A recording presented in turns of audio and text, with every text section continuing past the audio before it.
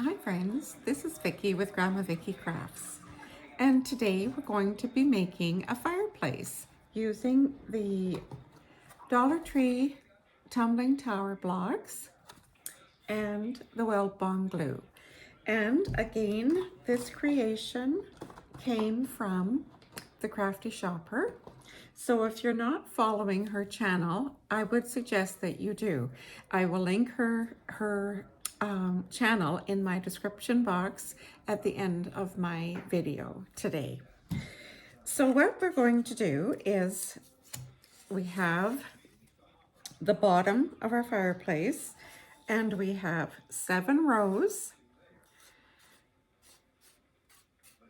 and in each row we have 1, 2, 3, 4, 5, 6, 7 blocks, and they're glued together flat like that. Okay, so then we have the back of our fireplace, and that is going to sit on the floor. Get you down here of the fireplace like that. And for the back of the fireplace we have 18 across, so 18 across and 4 rows of 18. Now what I did was I had my husband drill a little hole in the back so that I could put this through there. Turn that on. So that when I'm finished, I'm going to have a little light in my fireplace like that.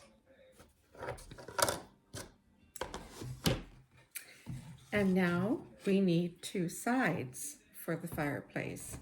So we're going to put the sides on the outside of our wall, the back of our wall, like this.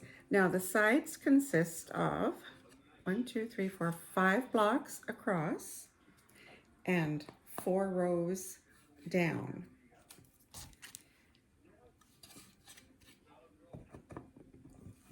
And that will get glued on like that. And then this one as well on the other side. So then we will have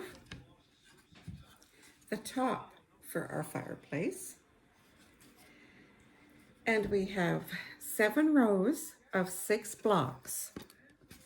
So we have 1, 2, 3, 4, 5, 6, 7, and in each row there are 6 blocks. And that is going to go on the top, flush with the back, and there will be a little bit of a hangover on both sides.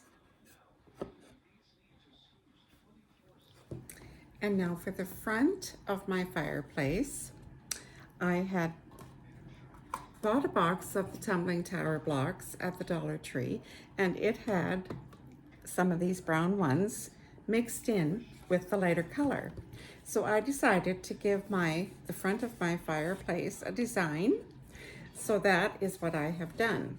So now that will go on the front of there, attach that to the sides, and then the top will come back on.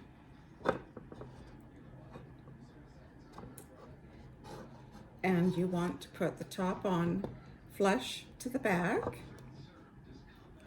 and there will be a little bit of a hangover on either side, like so.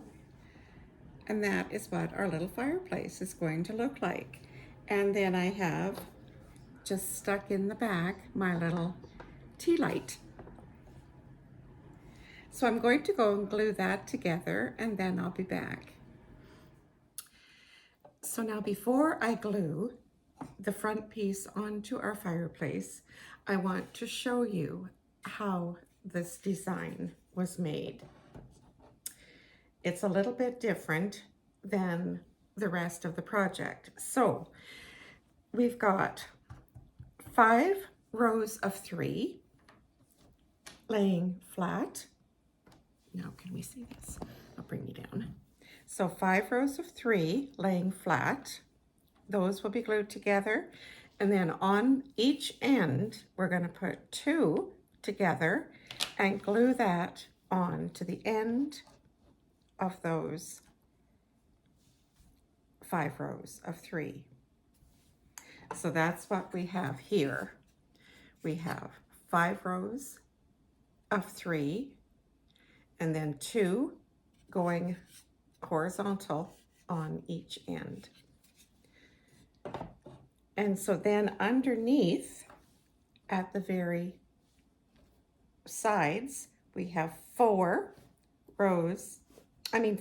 rows of 4, sorry, on either side. So that's 3 rows of 4 glued together. And there we have 3 rows of the 4 glued together. So there is the front of our fireplace.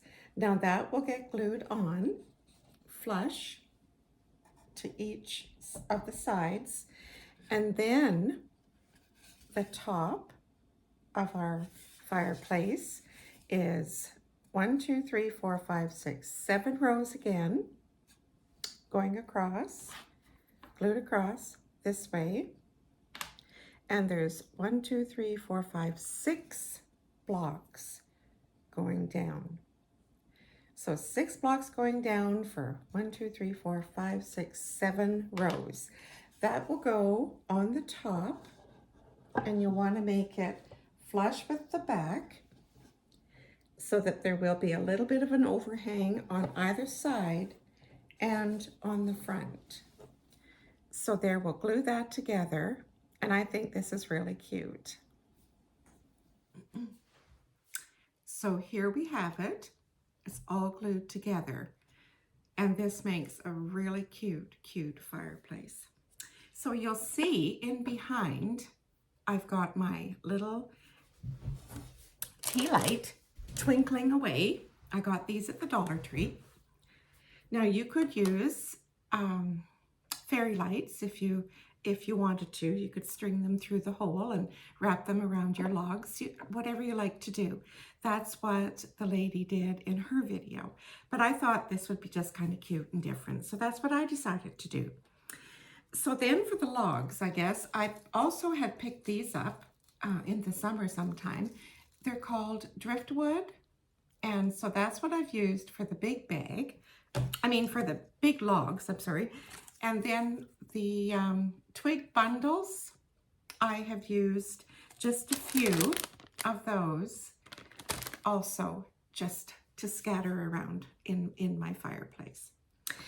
So for a total of blocks, I used 246, which would be 3 of the large boxes of the 72 and the 1 box of 36 blocks. And this happened to be the box that I had the dark brown in, and so I just thought, well, I'm going to put that to use, so I did.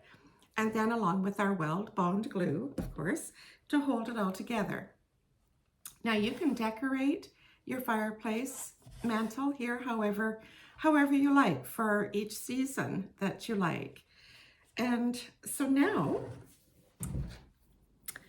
what I wanted to say was, before I glued the top on, I went back in with the Weld Bond glue and my paintbrush, and I just reinforced all the areas where they join together with the glue on my paintbrush, just to make it a little more sturdy. So, and the glue will dry clear, so that wasn't going to be a problem. Then I glued my little logs together, and I've turned the light out over above my head so that you can maybe see the flicker of the little candle light, the little tea light in behind.